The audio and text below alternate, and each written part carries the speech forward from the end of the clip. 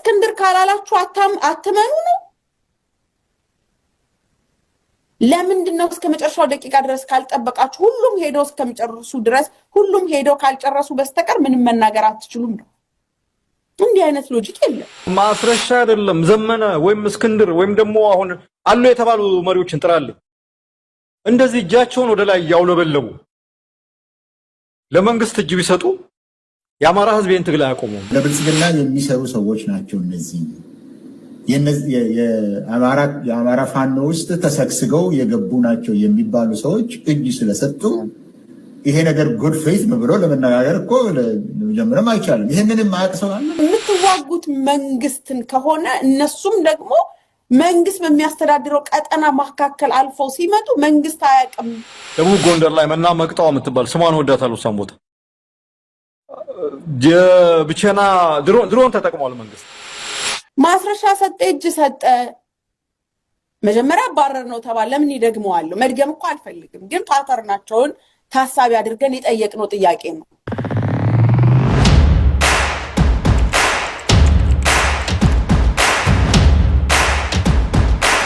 ሰላም ጤና ይስጥልን ውድ ቤተሰቦቻችን፣ እንዴት አላችሁ? ዘኢትዮጵያን እየተከታተላችሁ ነው። ቴዎድሮስ ካሳና ማህደገፋ ከእናንተ ጋር ቆይታ እናደርጋለን። በዛሬው ፕሮግራማችን እንደተለመደው ወደ እናንተ የምናደርሰውን ርዕሰ ጉዳይ መርጠን ተገናኝተናል። እስከ ፕሮግራማችን ፍጻሜ ድረስ አብራችሁን ቆዩ። ቴዲ እንዴት አለ? እንዴት ነው? ሰላም ነው አለን። አንዳንድ ጉዳዮች ማንሳት ይገባናል። መንደርደሪያ የሚሆኑን ቪዲዮዎችም ለተመልካቾቻችንም እየጋበዝን የእኛንም ሀሳቦች ለማንሳት መንደርደሪያ ይሆኑናል ብዬ አስባለሁ። እናያቸዋለን። በእርግጥ ግን እንደው ዝም ብሎ በቀጥታ ወደ ቪዲዮዎቹም ከመግባት በፊት እንደው ጥቅል ነገሩን ማንሳት ደግሞ ጥሩ ነው ብዬ አስባለሁ እና ትኩረት ስቧል ነገርየው የፋኖ ነገር እና አሁን ስለ ፋኖ ሁልጊዜ ከሚያወሩ ሰዎች ጭምር ሌላ ብሔርተኝነት እንቅስቃሴ የሚያቀነቅኑ ሰዎችም ጭምር ትኩረታቸውን ያደረጉበት እንቅስቃሴ ሆኗል። አገር ውስጥም ውጭም ያሉ ሰዎች በጣም ትኩረት ያደረጉበት ነገር ሆኗል። በዚህ ደረጃ ትኩረት መሳቡ ግን ምንድነው የሚነግረን? ለምሳሌ የራሳቸውን 80% የአማራ ቦታን ተቆጣጥረናል የሚሉ አሉ። 90% ደግሞ አጥፈናቸዋል የሚል የመንግስት ምላሽ ከዚህ በፊት ይሰጥ እንደነበረ እናስታውሳለን። እዚህ ግባ የሚባል አቋም ያላቸው ሰዎች አቅም ያላቸው ሰዎች አይደሉም እንደማለት ነው። በቅርቡ እንደውም አንድ ኮሎኔል በዋሉበት እንዳያድሩ ማድረግ ችለናል ብለው ሲናገሩም ሰምተናቸዋል። አንድ የመከላከያ ማህመር ተሰማ ይመስሉኛል ካልተሳሳትኩኝ እና በዋሉበት ማደር እንዳይችሉ አድርገናቸዋል የሚል ንግግርም ሲናገሩ ነበር እና አይ ቲንክ አሁን ኮንቨርሴሽን አለ ፎርማል ባይሆንም በየሚዲያው እኛ እንዲነን እናንተ እንዲናችሁ የሚል ምልልሶች አሉ እና ሁሌ ፋኖ የሚሉት ሁሌ አማራ ብሔረተኝነትን ከሚሉት ሰዎች ውጪ አሁን የኦሮሞ ፖለቲክስ ላይ ትኩረት አድርገው የሚንቀሳቀሱ እንጋብዛቸዋለን ለተመልካቾቻችን ቪዲዮዎች ማስረጃ የሚሆን እንደነዚህ አይነት ሰዎችን ፓርቲሲፔት በደንብ እያደረጉበት ነው። ጉዳዩ ላይ እጅ መስጠት አለመስጠት እከሌ ቢሰጥ እንደዚህ የሚሉ ነገሮች አሁን ያለውን ሁኔታ እንዴት እንደሚገልጽልን እንደው ትንሽ ሼፕ አድርገን ነው ብናልፍ ብዬ። እሱ ልክ ነህ። የሌላ ብሔር ላይ የሚያቀነቅኑና ጭራሽ የፋኖ ጉዳይ ብለው አንድም ቀን አንስተው የማያውቁ አሁን ወደ ፋኖ ርዕሰ ጉዳይ አድርገዋል። የፋኖን ነገር ነው የሚተነትኑልህ። እከሌ እንዲህ ቢያደርግ ብለው እንደው መስመር እስከ ማስያዝ ሼፕ እስከ ማድረግ ደረጃ የሚደርስ አካሄድ የምናየው ነገር አለ። ይሄ እንግዲህ የሚያሳየን በኃይል ደረጃ አሁን የኃይል ሚዛኑ ወደ ፋኖ እንዳንል ነው። አሁን ቅድም እንደገለጽከው ደግሞ እንዳይሻገሩ ማድረጋናቸዋል፣ በዋሉበት ማደር እንዳይችሉ ሆኗል የሚባል ነገር አለ። በመንግስትም ብለን እንዳንል ደግሞ በመንግስት በኩል እኛ እነሱ ያሉበት እንዳያድሩ አድርገናል ቢልም በፋኖ በኩል የወጣ ደግሞ መረጃ ደግሞ ምንድነው የሚለው ለቀይ መስቀልና ለሌሎች በጎ አድራጎት ተቋማት ጥሪ እናቀርባለን፣ ምርኮኛ ሰድፍ መልሱልን እንደዚህ የሚል ደግሞ መረጃ ይሰራል። ስለዚህ አሁን ይሄን ስታየው መቼም 5 ወይ 10 ምርኮኛ አስቀምጦ እነሱን መቀለብ ተስኖት ሊሆን ይችላል ብላ አታስብም ለመልቀቁ። ግን ያም ሆነ ያ ቁጥሩ ከፍ ያለ እንደሆነ አንድ የሚያሳስበን የሚነግረን ነገር አለ። ሁለተኛው ደግሞ ቋሚ ቦታም የላቸውም። እስረኛን ማቆየት የሚችሉበት የሚቀልቡበት አይደል? ያው ወታደርን መቀለብ እየተሯሯጡ ነው የሚኖሩት። አዎ የዱር የበረሃ ኑሮ ነው። እንደዛ አይነት ነገር ስለሆነ ያው የኃይል ሚዛኑ ማንኛው ጋር እንደሆነ እንዲህ ነው ብለህ በቀጥታ መናገር የምትችለው ነገር አይሆንም። ግን እነዚህን የሌላ ብሔር አቀንቃኝ የነበሩ ፖለቲከኞችን ጆሮአቸውን ጭቡ የሚያደርግ ነገር ተሰምቷል ማለት ነው። ወይ ደግሞ የሚስባቸው የሆነ ከሌላው ከኦላ ከሌሎች የትጥቅ ታጋዮች በራሳቸው ዙሪያ ያሉ እንቅስቃሴዎች ላይ ተስፋ ቆርጦ ይሆን? አሁን በኋላ ምን ጋብዛቸው አንድ ቪዲዮ ላይ ሕዝቅኤል ጋቢሳ እና ስታሊን ናቸው ቁጭ ብሎ ስለ ፋኖ ነው የሚያወሩት። ስታሊን የህወሓት አክቲቪስት ነው፣ ሕዝቅኤል ጋቢሳ ኦሮሞ ፈርስት የሚል ሰው ነው እና ሁለቱ ስለ ፋኖ ነው የሚያወሩት። ማለት ከዚህ በፊት ስለ ፋኖ ሊያወሩ አይደለም ሊያስቡ የሚችሉ ሰዎች እንዳሉ እናውቃቸው ናቸው እና በራሳቸው ዙሪያ ባሉ ታጣቂዎች ወይ ፖለቲካ ላይ ባሉ ሰዎች ተስፋ ቆርጠው በቃ ያለን አቅም አሁን ትንሽ ትኩስም ወሬ ሆነው እሱ ስለሆነ ፋኖ ላይ እንረባረብ አይነት ነገር አይመስልም? ሁለት ነገር ነው ደግሞ የምታዘበው። አንደኛ መንግስት ላይ በዛ መንገድ ጫና ለማድረግና እኛም ከነሱ ወገን ነን አይነት የነሱ አንቂዎች ነን የሚለውን ለመያዝ፣ ሁለተኛም እኔ አሁን ሕዝቅኤል ጋቢሳ ስለ የትኛው ስለ ዳያስፖራው ታጋይ ቢያወራልህ በዚህ ወቅት ልትሰማው አትችልም። ስታሊንም ስለ ህወሓትም ስለ ትግራይም ቢያወራልህ ደሴም የሆነ ነገር ነው የምትሰማው። አሁን ወቅታዊ የሆነ ነገር መነጋገሪያ የሆነው ጆሮ የሚያሰጥህ ነገር አይን የሚያሰጥህ ነገር ፋኖና ፋኖ ብቻ ነው። ስለዚህ በዛ የተነሳ ነው ብዬ ነው የማምነው። በጣም ጥሩ። እስኪ መነሻ የሚሆኑንን አንድ ሁለት ቪዲዮዎች እናያለን፣ ተመልካቾቻችንን እንጋብዛለን። እሱን መሰረት አድርገን የምናነሳቸው ጉዳዮች ነው። በተለይ ይሄ እጅ መስጠቱ ትኩረት አልሳበም ይላሉ፣ ግን ትኩረት መሳቡን የሚያስመለክት አይነት አስተያየት የሚሰጡ ሰዎች አሉ። ጥቂት እሱን ብንሰማ ጥሩ። እኔም አልሰማሁትም። ማስረሻ አይደለም ዘመነ ወይም እስክንድር ወይም ደግሞ አሁን አሉ የተባሉ መሪዎችን ጥራልኝ። እንደዚህ እጃቸውን ወደ ላይ ያውለበለቡ ለመንግስት እጅ ቢሰጡ የአማራ ህዝብ ይህን ትግል አያቆሙም። የእነሱ ትግል አይደለማ። እነሱ መሪዎች ናቸው። እነሱ እንትኖች ናቸው። በቃ አስፈጻሚዎች፣ አካሄጆች ናቸው። የእነሱ መኖር አለመኖር በእርግጥ አቅጣጫ በማሳየት አመራር በመስጠት የተወሰነ ሚና ሊኖራቸው ይችላል። ነገር ግን ትግሉን በማስቆምና ባለማስቆም እንትን ላይ ሚናቸው በጣም ውስጥ እና ይሄ በነገራችን ላይ ለአፍታም ቢሆን ለቅንጣትም ቢሆን እንትን ሊባል አይገባም። እኔ ብዙ ሰዎች ጋር ስነጋገር ነበርና ብዙም ሰው አብዛኛውም ሰው ሲሪየስሊ የወሰደውም ሰው አላጋጠመኝም። በነገራችን የተናደዱ ሰዎች አጋጥመውኛል። ብስጭት ያዛቸው፣ እንዴት እንደዚህ ይደረጋል እንዲያደርጋል ምናምን እንትን አሉ። ግን አብዛኛው ሰው ምንም ሲሪየስሊ ምናምን ነገር ነው እንዳልኩ። የብልጽግናዎቹ ያው ወደ በቃ ተኩስ ይቆማል ብሎ ግን እንዳልኩ ነው ሂዱ። አሁን ዛሬና ትናንትና ደቡብ ጎንደር ላይ መና መቅጣው የምትባል ስሟን ወዳታለሁ። እሷን ቦታ የብቸና ድሮን ተጠቅሟል መንግስት እና ጀስት ምንም እንትን የለም። እንግዲህ እንደሰማኸው ቴዲ እጅ መስጠቱ የማስረሻ ሰጥ እጅ መስጠት አሁን ድረስ መነጋገሪያ ነው የሆነው እና እንደውም አንድ የተናገረው ነገር ምንድነው እነ እስክንድርም እነ ዘመነ ካሴም ራሱ እንኳን ማስረሻ እነ ዘመነ ካሴም ራሱ እጅ ቢሰጡ ቀድሞ ነገር የማስረሻ እጅ መስጠት ነው ድርድር ነው የሚለው ላይ ራሱ ስምምነት ለመንግስት ድርድር ነው የሚለው እነሱ እጅ መስጠት ነው የሚሉትና እንኳን እሱ ዘመነና እስክንድርም እጅ ቢሰጡ የአማራ ሕዝብ ትግሉን አያቆምም የሚል ነገር ሲናገር ነው የምንሰማውና የህዝብ ነው ትግሉ ብሎ ማለት ይቻላል ወይስ የሆኑ የፖለቲካል ኢንተረስት ያላቸው ግሩፖች ነው? አይ እኔ አሁን ወደ አንዱ ሚዛን ላይ እንዳትሆን የሚከብዱ ነገሮች አሉ ይመስለኛል። ለምሳሌ የህዝብ ነው ወይ ደግሞ ህዝባዊ ነው ብለህ ካልክ አብላጫው መግባት ነበረበት። አብላጫውም ሆ ብሎ ተነስቶ ትግል ውስጥ ልክ በትግራይ በሌሎች አካባቢዎች እንዳየነው ያን አይነት ይሄ ተገልብጦ የመምጣቱን አይነት ነገር ማየት መቻል ነበረብህ። የህዝብ ነው ብለህ የህዝብ አይደለም ብለህ እንዳትለው ደግሞ ጥያቄው አማራ በብዙ ነገሮች ተገፍቷል የሚል ነገር ነው ያለው።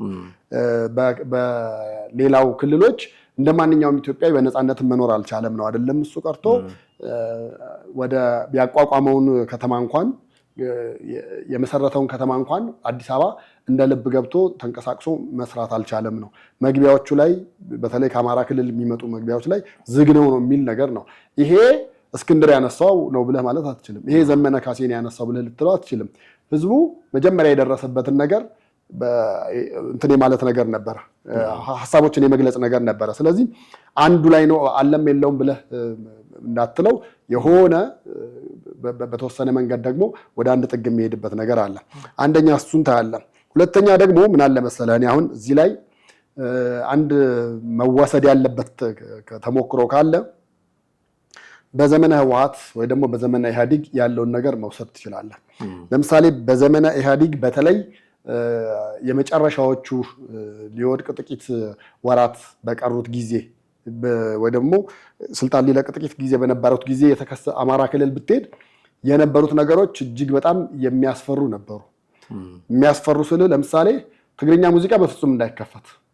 አሁን እኛ ለስራ ሄደን ነበረ በርካታ የሚዲያ ባለሙያዎች 2-3 አውቶቡስ ምናምን የምንሆን ማለት ነው። እንዲህ ከእምቦጭ ጋርም በተያያዘ እንደገና ደግሞ የሶሻል ሚዲያ አዋርድ ሲካሄድ ማለት ነው። ልክ ሄደን ልንገባ ስንል ባህር ዳር መግቢያው ጋር ቆመን ኦሪንቴሽን የተሰጠን። ከተሰጡን ኦሪንቴሽኖች አንደኛ እዛ ሄዳችሁ የትግርኛ ሙዚቃ ክፈቱልን ምናምን ነገር ብላችሁ እንትን እንዳትሉ፣ ሰው የትግርኛውን ሙዚቃ ከስርዓተ መንግስቱ ጋር ነው ያያያዘው። ከስርዓተ መንግስቱ ጋር ስላያያዘው ጠል እንዲሆን ምክንያት ሆኖታል ነው። ሁለተኛ ዳሽን ቢራ እንዳታዙ ነው የተባለ። ዳሽን ቢራ አስበው እንግዲህ የአማራ ክልል ያለ ነው አይደለ? ነገር ግን በቃ የወንድሞቻችንን ደም ነው የምትጠጡት እንጂ እንዳትጠጣ። መጠጥ ቤት ራሱ እዛ ገብተህ ማዘዝ አትችልም ነበር። የትኛውን ቤት አሁን ይሄ ፖለቲሻኑ ነው ያደረገው ማለት አትችልም። ህዝቡ ጋር ሄደህ የትኛውን ቤት ዳሽን ቢራ ቁጭ ብለህ ማዘዝ አትችልም። ካዘዝክ ወይ እንግዳ ልትሆን ትችላለህ እና ይበቃሃል ቀይር ነው የምትባለው። አለዛ ሂሳብ ሊከፍሉልህ ይችላሉ። በቃ ሌላ መጠጥ ቀይር፣ ይሄ እኛን አይወክለንም፣ የእነሱን ኪስ ነው የሚያደልበው፣ የእኛን ወገን ደግሞ እንደሚጠጣ ነው እና መሆን የለበትም ይሄን ነገር እረፉ ብለው ይነግረዋል። እምቢ ካልክ በጠርሙስ ልትወረወርና ልትመታ ትችላለህ። ያ የአካባቢው መንግስት የፈቀደው አይደለም፣ ያ የአካባቢው ፖለቲሻኖች የፈቀዱት ነገር አይደለም። ግን ህብረተሰቡ ጋር እንደዛ ያለ ነገር የበለጠ ተንጸባርቆ ነበረ። ስለዚህ አሁን ይሄ ነገር ህዝባዊ ነው አይደለም የሚለውንም ነገር ለማምጣት ያሉትን ነገሮች ታያለ። ከዛ በኋላ ግን እየገፋ የሚመጣው ነገር ይኖራል። እንደዚሁ እንዳለ ይቀጥላል ማለት አይቻልም። እኔ አሁን ድርድሩ የተባለውስ ነገር በድርድሩ ላይ ግልጽ የሆኑ የወጡ ነገሮች ሊኖሩ ይችላሉ። ያ ማን ነው? እነ ማስረሻ ናቸው ያን ነገር ያነበቡት። እነ ማስረሻ አነበቡት እንጂ እዛ አካባቢ ያለው ሌላው ታጋይ አይቶታል፣ አንብቦታል፣ ለህብረተሰቡ አዌርነስ ተፈጥሯል፣ በዚህ መንገድ ተስማምተናል ተብሎ ለህዝቡ ተነግሯል። አልተነገረም። ቀጥታ ከመንግስት ጋር ተቀላቀለ ተባለ። ከዛ ሲጨባበጡ ታየ፣ መግለጫ ወጣ። በቃ ያ ነው እንደ ህዝብ ጥያቄ ተመልሷል የሚያሰኘው። ስለዚህ ብዙ ነገሮች ጥያቄዎች አሉ። ለህዝቡም አዌርነስ መሰጠት መቻል አለበት፣ የግንዛቤ ማስጨበጫ መኖር አለበት ብዬ ነው የማምነው። አለዛ ብቻውን ድርድር ተደርጓል፣ ስምምነት ተፈጥሯል ምናምን ማለት አይቻልም እና አብሮ ይሄዳል ብዬ አላስብም።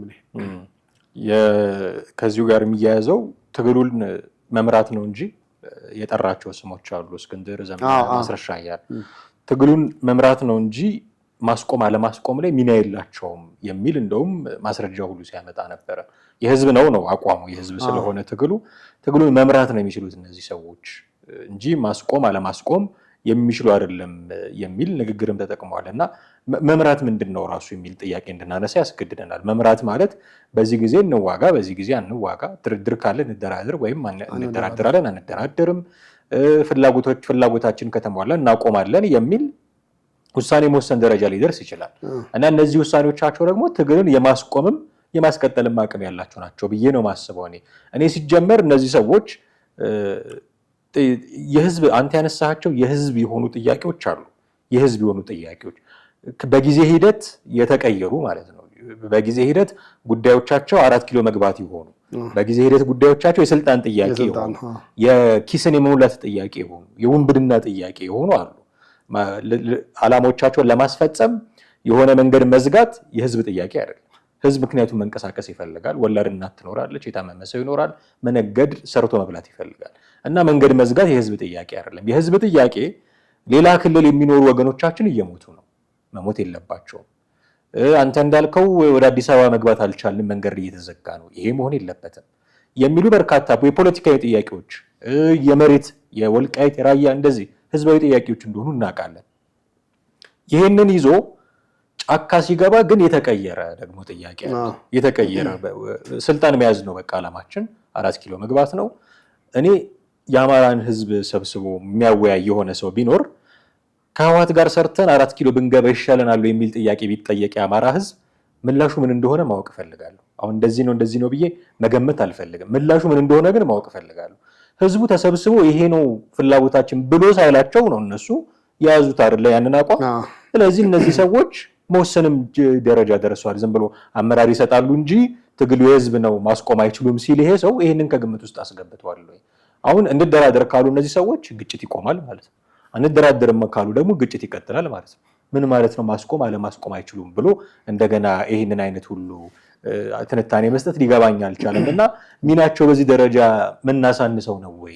ጦርነት ማስቆም አይችሉም እነ ዘመነ ካሴ ሲል ያስጀመሩት እነሱ ኦኬ፣ አሁን ይሄኛው ፍረጃ እንዳይሆን መንግስት ነው የጀመረው ፋኖ ነው የጀመረው የሚል ክርክር አለ። እሱስ መግባት አልፈልግም። ግን እንጀምር ብለው መጀመር የሚችሉ እናቁም ብለው ማቆም የሚችሉ ናቸው። እንደምታውቀው ማንኛውም በተለይ እስክንድር እና ዘመነ ካሴ ተስማምተው እንደው በቃ እነዚህ ሰዎች ድርድር ቢያደርጉ ብዙ ነገሮች በአንድ የሚስተካከሉ ነው የሚመስለኝ እና ቢፈልጉ ማቆም ቢፈልጉ ማስቀጠል የሚችሉ ናቸው። ህዝብን አወያይተው በቃ ልናቆም ነው የሚሉም አይደሉም። ኢቭን ህዝቡ ቀጥሉ እንኳን ቢላቸው እነሱ ጥቅም ካገኙ አይ ብለው የሚያቆሙ ሁሉ ነው የሚመስለኝ እና ይህን ያህል ሚናቸውን ማውረድስ ይቻላል? እኔ ደግሞ የሚታየኝ በተቃራኒው ነው። እኔ አሁን የፋኖና የመንግስት ጋር ያለው ግጭት ወይም ደግሞ ከአማራ ክልል ያለው ጦርነት የተዳፈነ እሳት ወይ ደግሞ የተዳፈነ ፈንጂ ብለህ ልትቆጥረው የምትችለው ነገር ነው። ጥያቄዎቹ እስካልተመለሱ ድረስ ድርድሩን ቢደረግ ስምምነቱን ቢደረግ ወደ አንድ ቢመጡም እንደተባለው እነ እስክንድርም እነ ዘመነም ሁሉም የሸዋው ቢመጡ ሊፈጠር የሚችለው ነገር ምን መሰለም? ጊዜያዊ ግጭት የመቆም ነገር ነው እንጂ ሰስቴኔቢሊቲ ያለው ነገር ይሄ ቀጣይነት ያለው ዘለቄታ ያለው መጠበቅ አትችልም። ዘለቄታ ያለው ነገር የሚታሰብ ከሆነ ጥያቄዎቹ ምንድናቸው የሚለውን ከህዝቡ እንዳለ የመጡትን በሙሉ አንድ በአንድ መመለስ መቻል አለባቸው። እንደተባለው ያው ጥያቄው እለት በእለት እያደገ ሄዷል። እለት በእለት እያደገ ሄደው ምንድነው? በፊት የስልጣን ጥያቄ አልነበረም፣ የ4 ኪሎ ጥያቄ አልነበረም። አሁን የ4 ኪሎ ጥያቄ ሆኗል። የ4 ኪሎ ጥያቄ ሆኖም እኮ ምን ሊሆን ይችላል መሰለህ? አንዳንዴ አሁን መንግስትም ይሄን ነገር በሰከነ አይምሮ ተመልክቶት ወደ ድርድሩ መግባቱን ነገሮችን ሌሎች ተጨማሪ ጥያቄዎች ሳይመጡ ቅድሚያ ሰጥቶ መግባት አለበት ብዬ ነው የማስበው። የመጣው ጥያቄ ምናልባት የስልጣን ከሆነ ለምሳሌ በምክትል ጠቅላይ ሚኒስትር ማዕረግ ያሉት የአማራ ተወካይ ናቸው። ስለዚህ በስልጣን ደረጃ ከሳቸው ከዚህ በላይ በቂ ነው የሚል መልስ በመንግስት ሊመጣ ይችላል። ቀጣዩ ምን ይሆናል? 50-50 ይሁን የሚል ራሱ ጥያቄ ሊመጣ ይችላል። ምክንያቱም ኢትዮጵያ ውስጥ የፖፑሌሽን ዴንሲቲውን ስታይ የኦሮሞ ህዝብ ይበዛል፣ ቀጥሎ የአማራ ህዝብ የሚል ነው። በቁጥር ዳታዎች ላይ ግን እኮ ዳታዎች ክርክር አይደለም። እሺ እናረጋለን። እና አሁን ይሄ ማለት ደግሞ በስልጣን ተዋረድ ቢያንስ 60-40 ወይ ደግሞ 50-50 ይገባኛል የሚል ጥያቄ ሊያነሳ ይችላል ማለት ነው። እያደር ሲሄድ ነው። አሁን እንደዛ ከመባሉ በፊት ግን ባሉት ቦታዎች በስልጣን ተዋረዱም እንደገና አሁን ኦሮሚያ እየለማ ነው። አማራ ክልል ስትሄድ ጦርነት ነው። ትግራይ ክልል ስትሄድ ጦርነት ነው። ሌሎች ክልሎች ብዙ እንቅስቃሴ የለባቸውም፣ ፋይት ላይ ናቸው ያሉት። እነዚህ ነገሮች አሁንም እያደር እንደነገርኩ የተቀበረ ፈንጂ ነው የሚሆነው። እየቆየ ሊወጣ የሚችል ነገር ስለሆነ እሱ ላይ ጥንቃቄ መደረግ አለበት ብዬ አስባለሁ። የእነሱ ግን ማስቆም አይችሉም ወይ? ይችላሉ፣ ግን የሚችሉት ለጊዜያዊ ነው። ምክንያቱም መልሱ ካልተመለሰ ሊቀጥል ይችላል። አሁን እኮ እኔ በአጠቃላይ በማስረሻ እጅ መስጠት ላይ ምን ያህል ፐርሰንት ብለህ ብትለኝ ከፋኖ ትግልና ታጋይ ወይ ደግሞ ከፋኖ መሪዎች 10% እንኳን የሚሞላ አይመስለኝም ብዬ ነው የማስበው። 10% አይሆንም እጅ የሰጠው አይደል? 90% እዛ ነው ያለው። 90% እዛ ባለበት ሁኔታ መልሰህ ትግል እንትን ታደርጋለህ፣ የማይሆን ነው። አሁን ማስረሻ ብቻ ነው ያለው። ከዛ እንደ ጎጃም ውስጥ እንኳን እኮ ያለው ፋኖ በጣም እንደቀላል የምታየው አይደለም። ጎንደር ውስጥ ያለውም እንደዛው ነው። ወሎ ውስጥም ያለው፣ ሸዋ ውስጥም ያለው እነዛን ሁሉ ነው አቀራርቦ መንግስት ወደ ድርድሩ መምጣት መቻል ያለበት እንጂ ይሄ እንዲህ ቀስ እያልክ እየቦጨክ የምትወስዳት ትንሿ ነገር ምንም ለውጥ አታመጣም። ምክንያቱም አንተ እዚህ ጋር ያለውን ነገር ቀነስኩኝ ብለህ ስትል እዛ ጋር የሚጨመርም ደግሞ ይኖራል። አዳዲስ አመራር እየሾሙ አዳዲስ ስልጣን እየሰጡ አዳዲስ ወታደራዊ ስልጠና እያካሄዱ አይደል እንዴ? ታዲያ እንዴት አድርገህ ነው ማስረሻን ብቻ ወስደህ ወደ መንግስት ሀሳባቸውን አምጥተዋል ወይ ደግሞ ድርድሩን ተቀብለዋል ማለት አንችልም። በቀጣይ ሊሆን የሚችለው ነገር እነ እስክንድርም እጅ ቢሰጡ ነገሩ የተቀበረ ነገር ስለሆነ በቀላሉ አይቆም ብዬ ነው ማለት። አንድ ተጨማሪ የነሳው ነገር የማስረሻን ነገር ጠቅሶ ነው። ነገሩን ሲሪየስሊ የወሰደው ሰው የለም እና እንደውም ሰዎች አግኝቼ ሳወራቸው ምናምን ነው የሚሉኝ። ሲሪየስሊ የወሰደው ሰው የለም። የብልጽግና ሰዎች እንደተናደዱ እንደሚያራግቡት ይገባኛል፣ ግን ሲሪየስሊ የወሰደው ነው የለም ነው የሚለው። 1.2 ሰዓት የሚሞላ ፕሮግራም ቁጭ ብሎ እየሰራበት ነገሩን ሲሪየስሊ የወሰደ ሰው የለም ሲለው ትንሽ ደግሞ የሚያስገርም ነው። እሱ ብቻ አይደለም፣ ሁሉም የፋኖ አፍነን የሚሉ ሚዲያዎች በሙሉ በጣም ሲያራግቡት የህዋውን ድረስ ሲያወሩበት የምናየው ጉዳይ ነው። የተለያየ ትንታኔ የሚሰጡበት ጉዳይ ነው። ድርድር ነው፣ እጅ መስጠት ነው እያሉ በጣም በርካታ ነገር ሲያወሩበት የነበረ ጉዳይ ነው። ሌሎች ሰዎች እጅ ሲሰጡ ይሄ ባንዳ ነው ብለው ነበረ ዝም የሚሉት። ማስረሻ ሰጤ ሲሆን ለራሳቸው ነገሩን አግንነውታል፣ በጣም ትልቅ ትኩረት ሰጥተውታል። እና ይሄ ብዙ ሰው ትኩረት ያደረገበት ጉዳይ አይደለም ብሎ አናንቆ ለማለፍ መሞከሩስ ራሱ ምን ያህል ጥያቄ የማያስነሳ ነው ወይ? በዚህ ደረጃ ማየት እንችላለን። ቀለል አድርጎ ማለፍ ይቻላል። በዚህ ፋኖ ነጥብ አልጣለም ማለት አትችልም። ምክንያቱም ፋኖን ስትጠራ፣ የፋኖን አደረጃጀት ስታነሳ፣ የፋኖን አመራር ስታነሳ ማስረሻን የምጠራው አንዱ ሰው ነው። ሲጀመርም እንቅስቃሴ ውስጥ የነበረ ሰው ነው። እንደ ቀላል ነገር ወይ እንደ ተራ ነገር አድርገህ መታሰብ መቻል የለበትም። አንድ ነጥብ የተጣለበት ነገር እሱ ነው። ግን ደግሞ አሁን ስሙ ገነነ፣ ነገር ግን አብረውት ገቡ የተባሉት ሰዎች 20 አይሞሉ ሆኑ አይደለ? ከሕዝቅኤል ጋቢሳ ጋር ተስማማለህ መሰለኝ። ለጋብዛ እንደ ብልጽግና የሚሰሩ ሰዎች ናቸው እነዚህ። የአማራ ፋኖ ውስጥ ተሰግስገው የገቡ ናቸው የሚባሉ ሰዎች እጅ ስለሰጡ ይሄ ነገር ጉድ ፌት ነው ብሎ ለመነጋገር እኮ ለመጀመርም አይቻልም። ይሄንንም ማያውቅ ሰው አለ? ይሄ የማይገባው ሰው አለ? ሁለት ሀባ ሰው ስለገባ ከነሱ ጋር ታረቅን ማለት አይቻልም። ኢቨን እንኳን እሱ ቀርቶ እስክንድር ነጋም እንኳን ቢገባ የአማራ ፋኖ ገባ ልትል አትችልም። የአማራ ፋኖ በጎጃም ሌላ ነው። የአማራ ፋኖ በምስራቅ አማራ ሌላ ነው። አንድ ኮር የሚደመስሱ ናቸው። ስለዚህ እሱ አለ ብታደርገውም ግን እንደሰማኸው ሁለት ሰው ነው ደጋግሞ ነው እንደው በቃ ሁለት ሰው ነው የገባው። እንደውም አንተ በዛ አድርገዋል 20 ሰው ብለህ ሁሉ ጨምራልና ሪዲ ግን በዚህ ደረጃ የምናቀርበው በየቀኑ ስምምነቱን መሰረት አድርጎ እያሉ ገቡ የሚባሉ ሰዎች አሉ። እንደውም አንድ የባለቤትነት ጥያቄ ልበለው እርግጠኛ አይደለሁም። በቁጥር በርከት ያሉ ሰዎች እጅ ሰጥተው መንግስት የሰራው ጽንፈኛው ብሎ ነው እና ካውንተር ደግሞ የሰሩት ሌሎች ሚዲያዎች እነዚህ ፋኖች አይደሉም የቲፒኤልኤፍ ሰዎች ናቸው። ስለዚህ በቁጥር በዝቷል፣ የበዛ የገባ ሰው አለ ማለት ነው። አሁን ቁጥሩ ሲበዛ ፋኖ አይደለም ቲፒኤልኤፍ ነው፣ ቲፒኤልኤፍ አይደለም ፋኖ ነው የሚል የባለቤትነት የራያ ባለቤትነት የወልቃይት ባለቤትነት እንደሚባለው የእጅ ሰጪ ባለቤትነት ጥያቄ ሁሉ መምጣት ጀምሯል። እና ይሄ ሁሉ የመጣው እንደው ሁለት ነው ብሎ ማሳነስ ራሱ የመጣው ብዙ ስለገባ ሁሉ ነው ይመስለኝ እውነቱን ለመናገር። እኔ ደግሞ ከምን አንጻር መሰለ በወታደር ቤት ውስጥ ራሱ እኮ ስም ሊኖር ይገባል።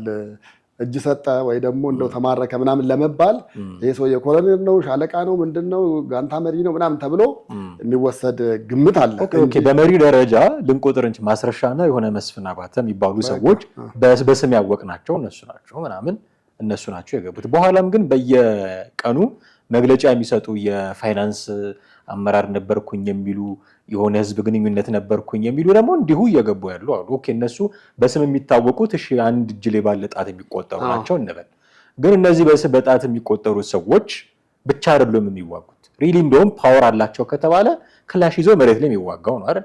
እሱ ደግሞ በብዛት እየገባ ነው ይኸው መሳሪያውን እየሰጠን ነው ብለው እንደውም መሳሪያ ሲቀባበሉ ፎቶ እየተነሱ ሁሉ ነው የሚለቁት የመንግስት ሰዎች እንደምታውቀው። እሱ በፖለቲካል ጌም ላይ የምትጫወታቸው ነገሮች አሉ። አብላጫው የትኛው ኃይል ነው የሰጠው ምናምን። እኔ በእርግጠኝነት ልንገር መንግስትም ቢሆን ማለት ነው አንድ ብርጌድ እጅ ሰጠ ከምትልና 2 ጄኔራሎች ሰጡ ከምትል ቫልዩ የሚኖረው የትኛው ነው? ጄኔራል ይወዳል ኢትዮጵያ 2 ጄኔራል ሰጠ። እውነቱን ለመናገር ጄኔራሉን ለመማረክ ራሱ የምትሄድበት ርቀት ሊኖር ስለሚችል ጄኔራል ማረክ ማለት ብዙ የሆነ ሜስ አድርሰሃል እዛ አካባቢ። በቃ እሱ ብቻም ሳይሆን አንተ ወታደር ሆነ አንተ ህይወትን ትሰጣለህ እንጂ ጄኔራሉ መማረክ የለበትም። በቃ እስከ መጨረሻው እፍታ ድረስ አንተ የሱ ተከላካይ ሆነ ነው የምትቆየው። ጄኔራሉን ለማዳን ነው የመጨረሻ ጥረት ሊሆን የሚችለው። ምክንያቱም እሱ ተማረከ ማለት እንደ እዛ አካባቢ ስላለው ኮር ምናምን ብቻ አይደለም የምታወርጅ፣ እንደ ሀገርም ወይ ደግሞ ያንን ያ ሙሉ ተዋጊ የምትለውን ኃይል በሙሉ አብሮ የተያያዘ ነገር ነው ሊሆን የሚችለው እንጂ ነቲንግ እንደ አንድ ነገር አድርገህ የምታጣጥለው አይደለም። ከዛ አንጻር ነው እንጂ እኔ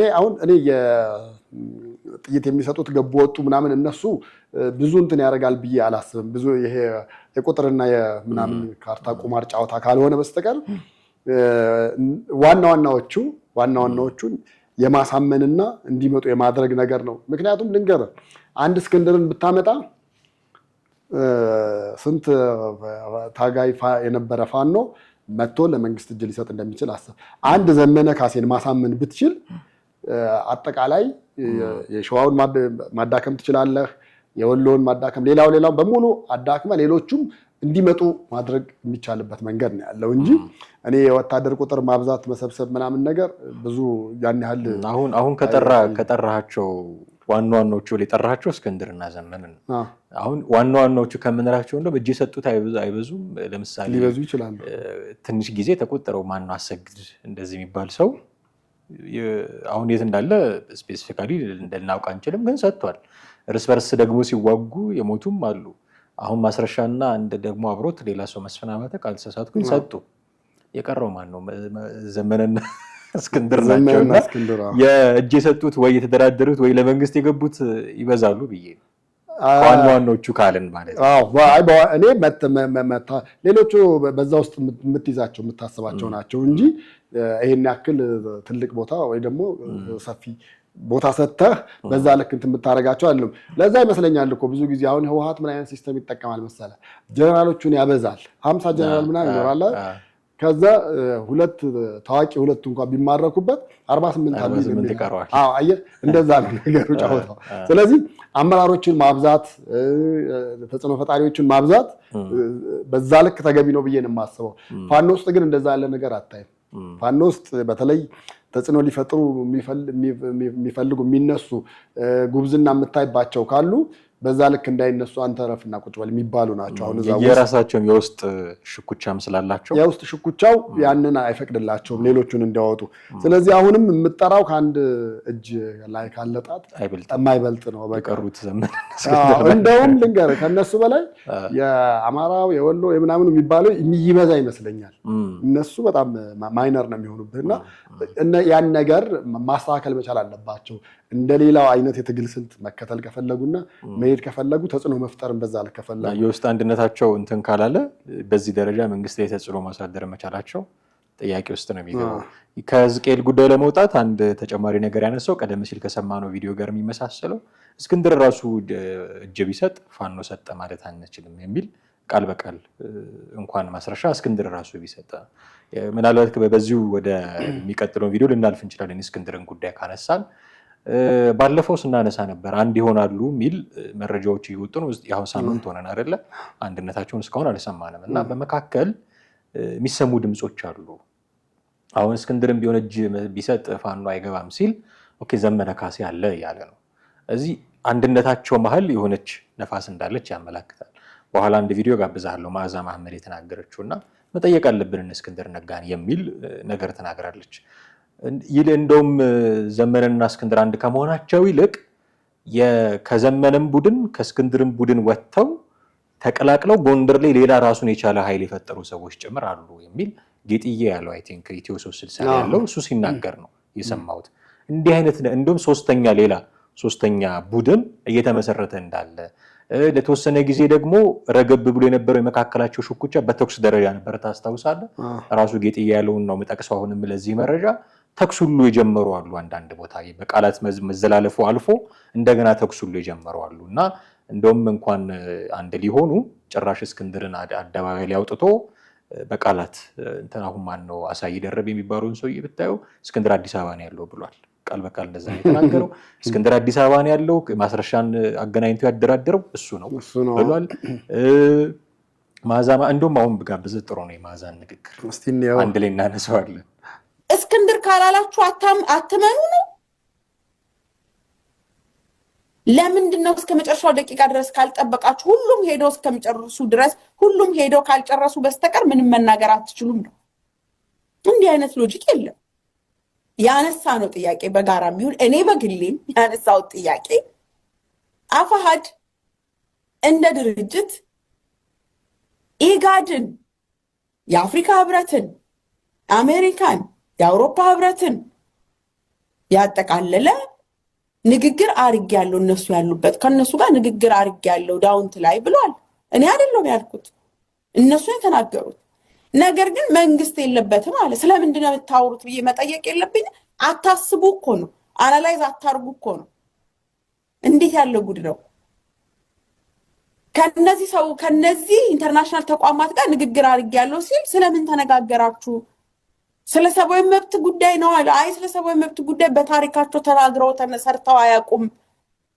መንግስት የምትዋጉት መንግስትን ከሆነ እነሱም ደግሞ መንግስት በሚያስተዳድረው ቀጠና መካከል አልፈው ሲመጡ መንግስት አያውቅም ብላችሁ እኛ ስንነግራችሁ ስሙ። እኔ ጭፍን ካድሬ አይደለሁም፣ ጭፍን ደጋፊ አይደለሁም። እጠይቃለሁ። እኔ በመስመር የምደግፈው አፋብሃ በመስመር በልዩነት የምደግፈው አፋብሃ አመራሮች ምሬ ወዳጆም ሊሆን ይችላል፣ ሀብቴ ወልዴም ደሳለኝም ሊሆን ይችላል፣ ወይም ዘመነ ካሴ እንዲህ አይነት ንግግር ቢያደርጉ ጠይቃቸዋለሁ። እኔ በጭፍን አይደለም የምደግፋቸው፣ በሎጂክ ነው እነሱንም የምደግፈው። በአማራ ህዝብ ስም የሚደረግን ትግል፣ በአማራ ህዝብ ስም የሚደረግን እንቅስቃሴ በሚስጥር የምትሰሩትን ንገሩን አላልንም። አመናቸው፣ ቤኔፊት ኦፍ ዳውት ሰጠናቸው። በአደባባይ ስለተናገራችሁት ግን ማብራሪያ ስጡን ማለት ኃጢአት አይደለም። ይሄንን ለመጠየቅ ደግሞ የተለየ አዋቂ መሆን አያስፈልግም። ትንሽዬ ሚዲየም የሆነ አይኪው በቂ ነው። ምንድነው ከዚህ ንግግር የምታተርፉት ብሎ ኦኬ፣ ይሄ ሁሉ አለፈ። ማስረሻ ሰጠ፣ እጅ ሰጠ፣ መጀመሪያ አባረር ነው ተባለ። ለምን ይደግመዋለሁ? መድገም እኮ አልፈልግም፣ ግን ፓተርናቸውን ታሳቢ አድርገን የጠየቅነው ጥያቄ ነው። የሰላም ድርድር አርጌ እጅ በቃ ይሄው አለሁኝ ከአፍሪካ ህብረት ጋር ለፓተርኑን ተከትሎ ነው የመጣው። ይሄ ሰው የማስረሻ ሰጠ ብቻ ለመሆኑ ምን ማረጋገጫ አላችሁ? ማስረሻ ብቻ ሳይሆን እስክንድርም ሊገባ ይችላል። ስለዚህ ለምንድን ነው የምናምነው እስክንድርን ነው? አሁን ይሄ የቃሳየ ደርቤ ካልኩ ጋር የሚሄድ ነው። አየር ላይ አውጥቶ እስክንድር ነጋን በሐሳብ የመምታት ነው እና ከነዘመነ ጋር አንድ እንዳይው ታስታውስ ከሆነ ባለፈው የስልጣን ድልድል ሲያደርጉ እስክንድር ነጋ ውጭ ጉዳይ የፋኖ ውጭ ጉዳይ ኃላፊ ሊሆን ይችላል፣ በዚህ ምክንያት ደግሞ የሚጋጨው ከነማዕዛ ጋር ሊሆን ይችላል ስንል አልነበረ?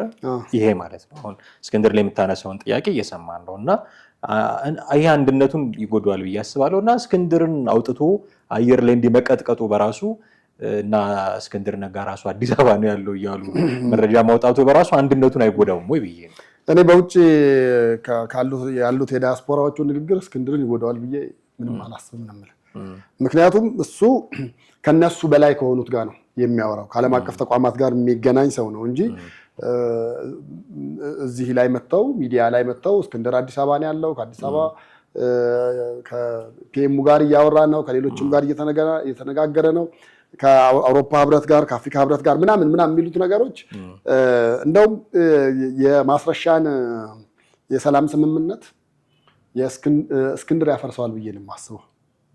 ምክንያቱም ለምሳሌ ማስረሻ እኮ መጥቶ ሲነጋገር ከኢጋድ ተወካይ ነበሩ፣ ከአውሮፓ ህብረት ተወካይ ነበሩ። እነዚህ አሁን የአውሮፓ ህብረትም የአፍሪካ ህብረትም ኢጋድም ምናምንም ብለህ የምትላቸው ከእስክንድር ጋር ግንኙነት ያላቸው ናቸው። ቀጣይ ጥያቄ ሊሆን የሚችለው ምንድን ነው? በምን ይሄ ስምምነት ከሆነ ዋይ ኖት ለምንድን ነው እናንተስ ማትመጡት የሚል እነዚህ የአውሮፓ ህብረት አመራሮች እኮ እስክንድርን መጠየቃቸው አይቀርም። እሱ ግንኙነት ያለው የዛሬ 20 ዓመት ምናምን ነገር ጀምሮ ነው። በቃ የ97 ምርጫ ምናምን የነበረ ጊዜ ከዛ በኋላ ነው ሌሎቹን ትተው አገር ውስጥ ኒውትራል እንደሆነ ሰው ወይ ደግሞ ከመንግስት ነፃ ነው ብሎ የሚያምኑትና የሚጠይቁት እስክንድር ነጋን ነው። ስለዚህ እስክንድር ከዛን ጊዜ ጀምሮ እስካሁን እስካለው ድረስ ግንኙነት ያለውን ሰውዬ እንደዚህ በአንዴ በማስረሻ ሰጠ እጅ ሰጠ ብለህ በቀላሉ ወደ አንድ እንትን ልታመጣ የምትችለው አይደለም። የእነሱ ንግግርም ያን ያህል እሱ ላይ የተለየ ነገር ይፈጥራል የሚል ሀሳብም ግምትም የለኝም። ምንም 1% እንኳን ተጽዕኖ አይፈጥርም ብዬ ነው በእርግጠኝነት የምነግርህ። ምክንያቱም ነገ ከነገ ወዲያ የምታየው ነገር ነው የሚሆነው። አንደኛ። ሁለተኛ አሁን ኢጋድን ብታይ ወርቅነህ ገበየሁ ናቸው ያሉት። ወርቅነህ ገበየሁ አንድም ለፓርቲያቸው፣ አንድም ለሀገራቸው፣ አንድም ለመንግስታቸው እንደሚያደሉ ምንም ዳውት የለውም። ይሄ በዚህ ጉዳይ ለዛ ነው ኤርትራ ከኢጋድ በቃ ራስን ያገለለ። ሌላም ሌሎች ነገሮችም አየህ። ህወሓት አንድ የሚሰራው ነገር የነበረው ምን ነበር መሰለህ? በእነዚህ ዓለም አቀፍ ተቋማት ውስጥ አሰልጥኖ ኢትዮጵያውያንን በተለይም ትግራዋያንን በተለይ የአድዋ ልጆችን እየወሰደ በየቦታው ይመድባል። አየህ እነዚህ ልጆች ነገ ይጠቅሙኛል ብሎ ነው። ነገ የሆነ ነገር ከዓለም አቀፍ ተቋማት ጫና ሲመጣ እዛው ከጎናቸው ሰው ስላለ መረጃን በመስጠት በተለያየ መንገድ ሊረዱኝ ይችላሉ። ያን ጊዜ እንግዲህ የገባው ወርቅነህ ገበየሁ ይሄው ዛሬ ለሀገርም ለመንግስትም የሚጠቅም ነገሮች እየሰራ ነው። አይ ቲንክ እንደውም ግን ኤክስፔክትድ እኮ ነው እኔ የምጠብቀው ሊሆን ይችላል እንኳን ወርቅነህ ገበየሁ ይቅርና ቴዲ አንተ የሆነ ስልጣን ተሰጥቶህ አውሮፓ አፍሪካ የሆነ ሀገር ብትመደብ ከሁሉም በላይ ሀገርን እንድታስቀድም ነው የምጠብቀው። ሊሆን ይችላል። አዎ እንደዛ ላደርግ እችላለሁ። ምንም ጥያቄ የለውም። ምክንያቱም መጨረሻዬም መውደቂያዬም እዚህ ነው። ኢቭን አውሮፓ ብኖር በቅንጦት ብኖር ልቤ ሀሳብ ያለው ሀገሬ ውስጥ ነው። ሌላውን ጉዳ ሳይሆን ሌላውን መጎዳት አለበት ሳይሆን የጥቅም ጉዳይ ሲሆን የመምረጥ ጉዳይ ሲሆን ከሁለት አንዱን ፒክ የማድረግ ጉዳይ ሲሆን ሀገርን የሚያስቀድም ነገር እንድትመርጥ ነው። ድርድሩን እንደውም እኔ በእርግጠኝነት እንደዚህ ዓለም አቀፍ ሰዎች እንዲመጡ ያደረገው ኦቦ ወርቅነህ ገበየሁ ምንም ጥያቄ የለውም። እሱ ሊያደርገው ይችላል፣ አደረገው። ለሌሎችም ጀስት ይነገራቸዋል። ሌላ ክንፍ የተገነጠለ አለ ምን ያለ ወይ ደግሞ ከዛ የወጣ ነው ምናምን ተብሎ አይደለም። ቶታሊ ፋኖ ነው ተብሎ ደብዳቤ ሌተር ይጻፍላቸዋል። አሁን ከዛ በመነሳት አይደል እንዴ አሜሪካ ምንድነው ትራምፕ ያለው? በቃ ኢትዮጵያውያን እኮ ከዚህ በኋላ ሰላም ነው ብሏል። ሰላም ነው ወደ ሀገራችሁ ተመለሱ ብሏል። እንግዲህ አስበው ከአንድ ሰው ጋር ሰላም ተፈጠረ ተብሎ ከአንድ ማስረሻ መጣ። አሁን ይሄ ነገዱ አንዳርጋቸው ኢንጂነር ይልቃልን ጥያቄ ውስጥ የሚከት ነው። ደግሞ እሱ ራሱ አሁን አንድ መከራከሪያ ሆኗል። በፖለቲካል አሳይልም የሄዱና በዚህ ቲፒኤስ በሚባለው ነገር ድል የተሰጣቸው ይለያያሉ እና ደስ አይበላችሁ ብልጽግና ካድሬዎች የሚል መልእክት ሲያስተላልፉላቸው እየሰማ ሊያስተላልፉ ይችላሉ። እሱ ልክ ነህ። ጀስት የሚዲያ ጋዜጠኛ ስትሆንና ፖለቲሻን ስትሆን የተለየ ነገር አለው፣ የተለየ የሚሰጥ ነገር ይኖረዋል። ከዛ ባሻገር ግን አሁን ትራምፕ ኢንጀነራል ነው የሚያስበው በአጠቃላይ ነው። በቃ ሀገሪቱ ውስጥ ዝም የሚል አይመስለኝም። ፖለቲካዊ ቀውስ የለም ነው። ፖለቲካዊ ቀውስ የለም፣ ችግር የለም። ፖለቲካዊ ቀውስ ከሌለ እናንተም አትፈለጉም፣ ምንም አትደረጉም። አገራችሁ ሰላም ነው፣ እናንተም ሰላም ናችሁ። ወደ መጣችሁበት የ60 ቀን ገደብ ነው የተሰጣቸው። በዚህ ጊዜ ውስጥ ህጋዊ የሚያደርጋቸውን ፕሮሰስ ካልጨረሱ ላይሆን ይችላል። የዛሬ 6 ወር እኮ የዛሬ 3 ወር እኮ ቀጠሮ የተቀጠረ አለ። በ60 ቀን እንዴት ነው በ2 ወር እንዴት አድርገህ ነው ልጨርስ የምትችለው? ይሄ እኮ የኬዝ ጉዳይ እኮ በዩኤንም ሆነ በኤምባሲዎች ስትገባ ቀጠሮቹ በጣም አጭር አይደሉም። በተለይ የሚጣሩ ነገሮችን ስለሚኖሩ ብዙ የሚጣሩ ነገሮች አሉ። ከነዛ ነገሮች አንጻር ብዙ ባክግራውንድ ብዙ ታይቶ ብዙ ተጠንቶ እኮ ነው እንደ አብይ ዛፍ እኮ ነው የምትቆጠረው። የእናትህ ወንድሞች ትገልጻለህ፣ የአባትህን ወንድሞች ትገልጻለህ፣ የአንተን ወንድሞች እህቶች፣ ወታደር ቤት የገባ አለ ወይ፣ ፖለቲካ ውስጥ ያለ አለ ወይ፣ እነዚህ ነገሮች በጣም ኢንተርቪው እኔ ስለነበርኩበት ነው የምልህ። በቃ በጣም ከግማሽ ቀን በላይም ሊፈጅ የሚችል ቃለ ምልልስ ነው ልታደርግ የምትችለው እና ይሄ እንደቀላል የሚታይ አይደለም። አሁን እንደነገዱ አይነት ሰው ደግሞ የአንድ ክልል ርዕሰ መስተዳድር የነበሩ እነ ኢንጂነር ይልቃል ኢንጂነር ይልቃል ራሱ በፖለቲካ ውስጥ የነበረ ሰው ነው። አንድ ፓርቲ ሊደር የነበረ ሰው ነው። የእነዚህ ሰዎች ኬዝ እንደዚህ በቀላሉ የምታደርገው አይደለም። ተቀባይነቱን ቶሎ ሊያገኙ ይችላሉ። ነገር ግን ተቀባይነቱን አገኙ ማለት ግን ወይ ግሪን ካርድ ተሰጣቸው ወይ ደግሞ ሙሉ ለሙሉ የመኖሪያ ፍቃድ ተሰጠ ማለት አይደለም። ተቀባይነት ሊያገኘው እንዲህ ነበርኩ፣ አዎ ነበርክ፣ እሺ። እኛ ደግሞ እነዚህ ነገሮች እናጣራና ከዛ በኋላ የሚቀበልን ሀገር አሁን ብዙዎቹ አሜሪካ ስለሆነ ነው በዚህ መንገድ እየተጉላሉ ያሉት እንጂ አውሮፓ ቢሆን አውስትራሊያ ቢሆን ካናዳ ቢሆን እስካሁን የራሳቸውን ስራ እየሰሩ ዜግነቱን አግኝተው ቤትና መኪና ተሰጥቷቸው በየጊዜው የሚሰጥ ፖኬት መኒ አለ፣ እሱ ተሰጥቷቸው ሰላማዊ ኑሮ ውስጥ የነበሩ ነበሩ። አሜሪካ ስትገባ ግን ያው ተቃዋሚውን በዛው ልክ አለ። አርፌ ልቀመጥ ብትል አትቀመጥም። የዩቲዩብን ብር ያጓጓሃል፣ ወጥተህ የምታወራውም አለ እና ካልተቃወምክም መኖር የማትችል እስከሚመስልህ ድረስ ነው ሊያቆይ የሚችለው እና እነዚህ ነገሮች እንደውም ለእነሱ እንትን ሊሆኑ ይችላሉ ነው የምለው። በተረፈ ግን እስክንድር ላይ እነዚህ ነገሮች ለውጥ ያመጣሉ የሚል 100% ግምት የለኝም። ከነሱ በላይ ከመንግስት በላይ እስክንድርን እንደሚያምነው ጥርጥር የለውም። በጣም አድርጌ አመሰግናለሁ ቴዲ። ብዙ ነገሮችን አንስተናል። ወደፊትም በዚሁ ርዕሰ ጉዳይ ላይ የሚወጡ አዳዲስ ነገሮች ካሉ ብቅ ብለን ለተመልካቾቻችን ማድረሳችን የሚቀር አይሆንም። እጅግ አድርጌ አመሰግናለሁ። ወደ ቤተሰቦቻችን እናንተም ከኛ ጋር ነበራችሁ ቆይታ በጣም አድርገን እናመሰግናለን። የዛሬው ፕሮግራማችን እዚህ ላይ እናበቃለን። የትኛውም አይነት ሀሳብና አስተያየት ሲኖራችሁ በስልክ መስመራችን ልትደውሉልን ትችላላችሁ። ከታች ባለው የሀሳብ መስጫ በኩልም ደግሞ ልታደርሱን ትችላላችሁ። ይህን ማድረጋችሁን አትዘንጉ። ጤና ይስጥልን።